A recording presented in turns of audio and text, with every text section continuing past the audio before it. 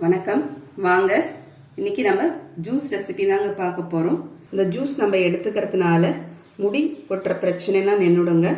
அதே சமயத்தில் முடி நல்லா நீளமாகவும் வளரும், முடி நல்லா கருங்கருன்னு வளருங்க. யாருக்கெல்லாம் இளநீர பிரச்சனை இருக்கோ அவங்களுக்கெல்லாம் இந்த ஜூஸ் குடிக்கிறதுனால முடி இளநீர சரியாகி நல்லா முடி கருங்கருன்னு வளரும். அதே சமயத்தில் நமக்கு வெயிட் லாஸ் ஆகிறதுக்கும் இந்த ஜூஸ் ரொம்பவே யூஸ்ஃபுல்லாக இருக்குங்க.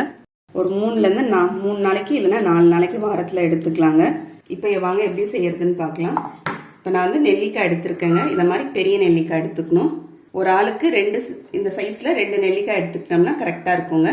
நான் ஒரு 4 நெல்லிக்காய் கட் பண்ணி எடுத்து வச்சுருக்கிறேன். அது உள்ள இருக்கிற கொட்டையை நீக்கிட்டு இந்த மாதிரி கட் பண்ணிக்கலாம். நம்ம கருவேப்பிலை பார்த்தீங்கன்னா ஒரு ஆளுக்கு ஒரு 10 இலை இருக்கிற மாதிரி நம்ம கணக்கில் வச்சுக்கலாம்.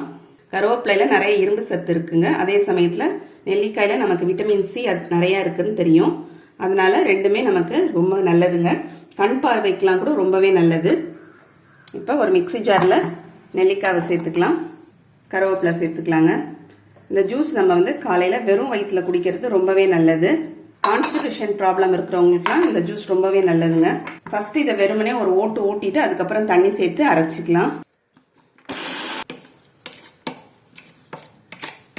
இப்போ தண்ணி சேர்த்து அரைச்சிக்கலாங்க.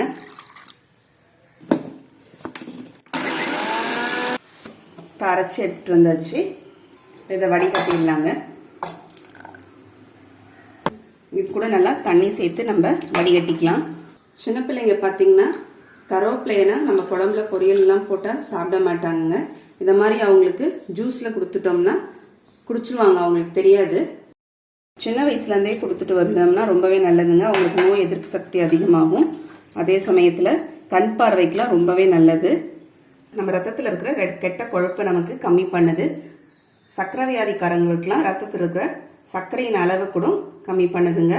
நம்ம இந்த ஜூஸ் எடுத்துக்கிறதுனால நம்ம ஸ்கின் கூட நல்லா க்ளோவாகும். இப்போ நமக்கு ரொம்ப ஆரோக்கியமான நெல்லிக்காய் கருவேப்பிலை ஜூஸ் ரெடி ஆயிடுச்சுங்க. நீங்களும் இதை மாதிரி செஞ்சு பாருங்கள். செஞ்சு பார்த்துட்டு எப்படின்னு கமெண்ட் பண்ணுங்கள். உங்களுக்கு இந்த வீடியோ பிடிச்சிருந்தா லைக் பண்ணுங்கள், ஷேர் பண்ணுங்கள், சப்ஸ்கிரைப் பண்ணுங்கள். அடுத்த வீடியோவில் பார்க்கலாம். தேங்க்யூ.